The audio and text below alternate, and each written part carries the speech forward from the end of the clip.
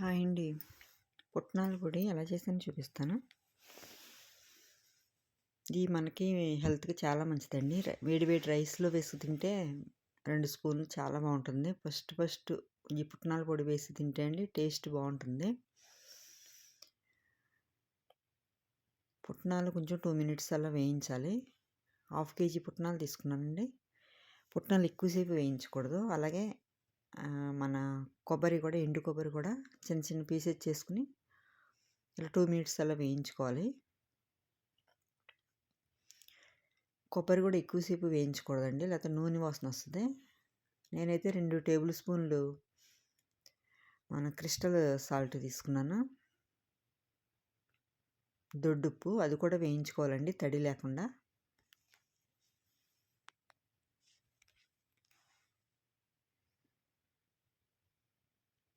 వేయించుకుని పక్కకు పెట్టేసుకోవాలి. సాల్ట్ అయితే చూసుకుని వేసుకోవాలండి. అలాగే నేను వెల్లుల్లిపాయలు కూడా ఒక 50 గ్రాములు 100 గ్రాములు తీసుకున్నాను.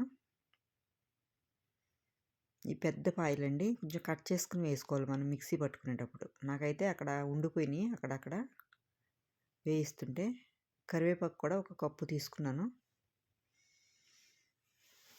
ఒక కట్ట కరివేపాకు వేసుకున్నాను అండి, ఒకప్పుడు అయ్యింది. ఇది కూడా తడి లేకుండా బాగా కడిగి ఆరబెట్టానండి. ఆరబెట్టిన తర్వాత మనం కూడా వేయించుకోవాలి తడి లేకుండా. ఫ్లాక్స్ సీడ్స్ తీసుకున్నాను.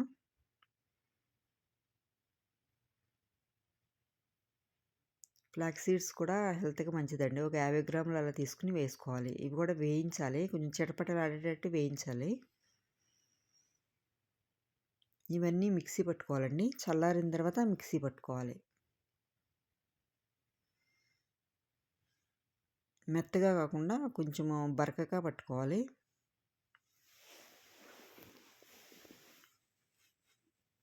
ఇడ్లీ దోశల్లో కూడా బాగుంటుంది కానండి, అంతకన్నా మనం వేడి వేడి అన్నంలో తింటే ఇంకా బాగుంటుంది.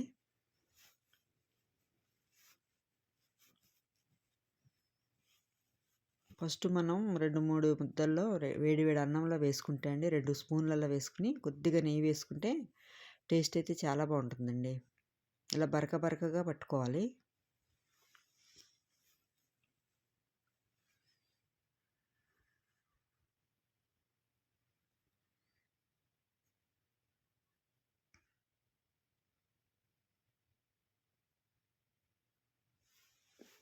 ఒక 50 గ్రాముల కారం వేసుకుంటున్నాను అండి. కావాలంటే ఎండుమిర్చి వేయించుకునైనా వేసుకోవచ్చు. జీలకర్ర, మామూలుగా శొంఠి పొడి వేస్తున్నానండి నేను. శొంఠి పొడి 2 టేబుల్ స్పూన్లు వేసాను. ఇవన్నీ మిక్సీ పట్టేసుకోవాలి. నిండుగా వేసేసానండి, మిక్సీ కావట్లేదు. సగం తీసేసి సగం పట్టుకోవాలి.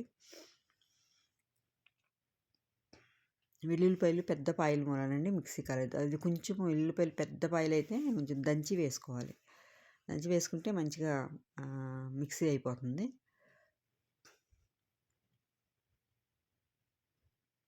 కొబ్బరి ముందు వేసుకోకూడదండి, లాస్ట్లో వేసుకోవాలి కొబ్బరి.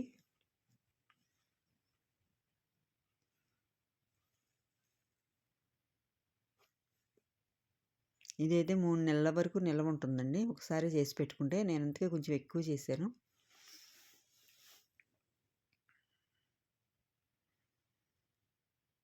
ఇటువంటి పాయలు నలగలేదు, పెద్ద మూలని. నేను మళ్ళీ కొద్దిగా కట్ చేసి వేసాను వాటిని.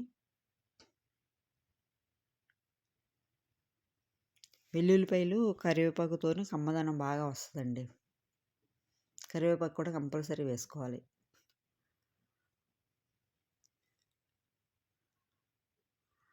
కొబ్బరి అయితే వాటితో వేసేస్తే కొంచెం ఇలా లొంగబడిపోయినట్టు అయిపోద్ది మిక్సీ పట్టేటప్పుడు.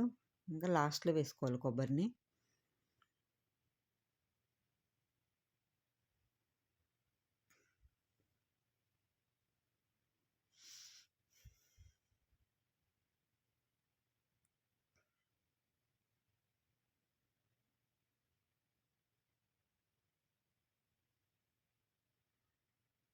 ఇవన్నీ మంచిగా కలుపుకోవాలండి. విడివిడిగా పట్టాం కాబట్టి మంచిగా కలిసేటట్టు కలుపుకొని మనం ఎయిర్ టైట్ బాటిల్‌లో స్టోర్ చేసేసుకుంటే 3 నెలల వరకు నిల్వ ఉంటుందండి. నేనైతే కొద్దిగా బయట పెట్టుకొని డైలీ వాడుకోవటానికి మిగతాది ఫ్రిడ్జ్‌లో పెట్టేస్తాను.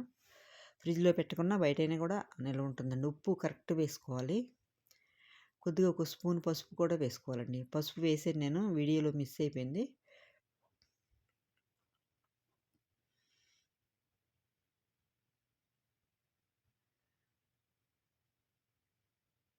ఇలా మీరు కూడా ఒకసారి చేసుకొని చూడండి. నా ఈ వీడియో నచ్చితే లైక్ చేయండి, షేర్ చేయండి, సబ్స్క్రైబ్ చేసుకోండి.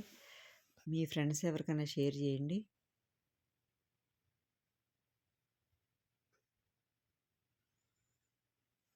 Thank you.